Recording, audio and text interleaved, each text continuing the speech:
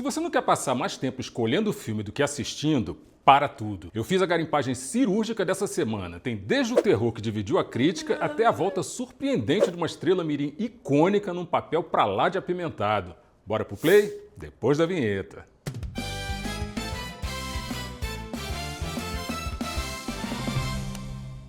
Fala, galera do bem, e é isso! E a gente vai abrir os trabalhos no terreno do terror psicológico com Undertone, que acabou de desembarcar na Max. E quando uma produção carrega o selo de prestígio da A24 e vem com o aval público do mestre Stephen King, a gente que é paranoico por boa narrativa já clica o play assim sem pensar duas vezes. O filme ele opera numa frequência de horror assim, existencial e tecnológico que o gênero costuma negligenciar um pouco. A trama acompanha a apresentadora de um podcast paranormal de sucesso assim absoluto que começa a receber mensagens ocultas em gravações anônimas. O problema é que isso acaba despertando uma presença demoníaca real, da qual é impossível escapar. É um estudo denso sobre a obsessão e a nossa relação com o invisível.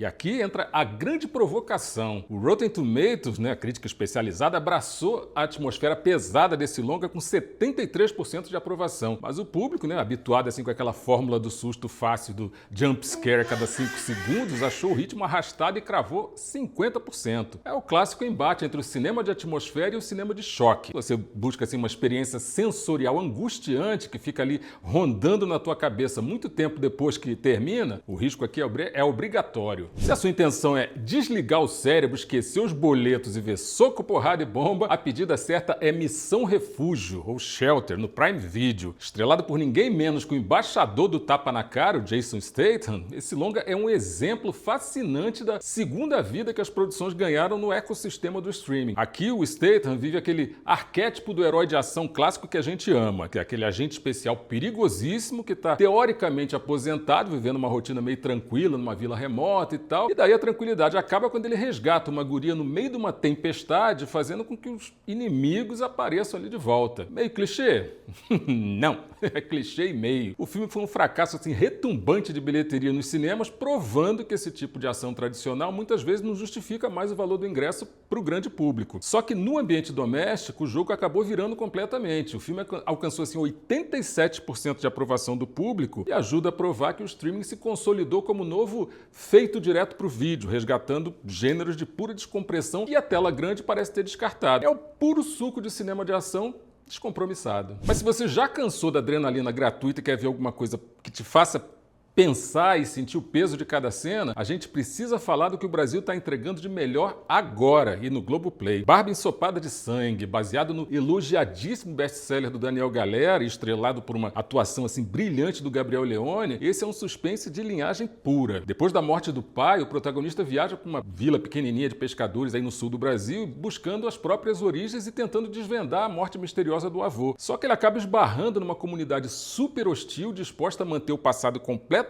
enterrado. E aqui o silêncio, a névoa, aqueles cenários litorâneos, eles são tratados como personagens ativos da história. O filme ele acaba dialogando perfeitamente com a geografia do mal, que é a forma como o ambiente isolado acaba moldando o caráter e a moral dos homens de uma maneira assim irremediável. É denso, é misterioso, é visualmente impecável e prova a maturidade do audiovisual brasileiro quando o assunto é suspense psicológico. Em breve vai ter um vídeo aqui no canal falando sobre esse filme com mais detalhes. Agora a gente precisa parar tudo e abrir um parêntese importante sobre desejo, porque esse lançamento ele traz um tempero extra que muita gente não se deu conta de primeira. E para você que viveu a infância e a adolescência ali nos anos 90, com certeza lembra da Maria Joaquina, na versão mexicana do Carrossel. Pois é, a ex-estrela mirim Ludvica Paleta cresceu, amadureceu e entrega aqui um dos papéis assim mais intensos, mais sensuais e mais provocativos da carreira dela até agora. É a ruptura definitiva de imagem. E olha que não é só um drama comum não. O que a Netflix fez aqui foi colocar o dedo na ferida da obsessão. Nessa trama, a Ludvica interpreta a Lucero, uma advogada de altíssimo nível, impecável, com aquele casamento de comercial de Doriana e tal. Só que a narrativa explora exatamente a queda desse pedestal, porque a Lucero ela se deixa levar por uma atração avassaladora com o instrutor de natação da própria filha, que é vivido pelo Oscar Casas, e a partir daí a bagaça rola ladeira abaixo. O grande mérito aí dessa produção não é só a temperatura das cenas dessa paixão proibida,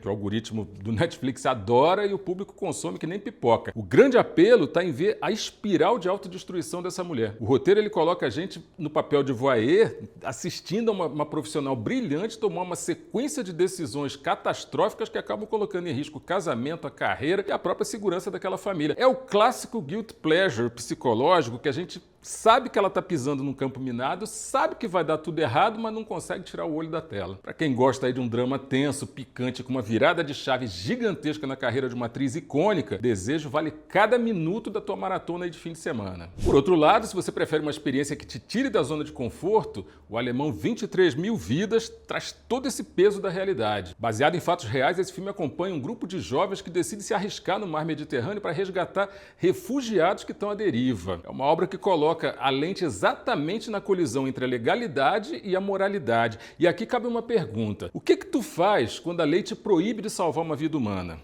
É isso aí, é um cinema visceral, é necessário e usa realmente a tensão dramática não para divertir, mas para expor as feridas abertas de uma Europa em crise e testar as nossas próprias limitações éticas. Também está lá na Netflix esperando por você. E para fechar a jornada da semana com o coração aquecido ou completamente partido, chegou Heartstopper para sempre. Uma decisão bem interessante aí da dona Netflix. Em vez de ela produzir uma quarta temporada longa, eles optaram por condensar esse desfecho num longa-metragem que funciona como uma verdadeira celebração da juventude. O Nick e o Charlie, eles continuam inseparáveis, só que agora eles precisam enfrentar o maior vilão de qualquer romance de formação: a passagem do tempo, a transição para a universidade e a inevitável distância. É um encerramento maduro e emocionante para um fandom que cresceu junto com esses dois personagens aí. Só que presta atenção numa coisa: prepara o lencinho. Uma coisa eu te digo, seu play nesse fim de semana aí define muito bem o tipo de espectador que você quer ser. Entre o conforto do clichê da pancadaria, a angústia do suspense psicológico de atmosfera ou o choque do realismo político, o streaming continua sendo um grande campo de batalha pela nossa atenção. A qualidade de uma grande história, ela sempre mora na coragem de subverter a expectativa do público.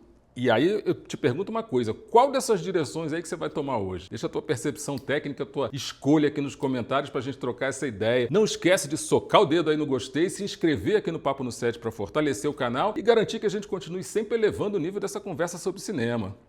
E a gente se vê no próximo set.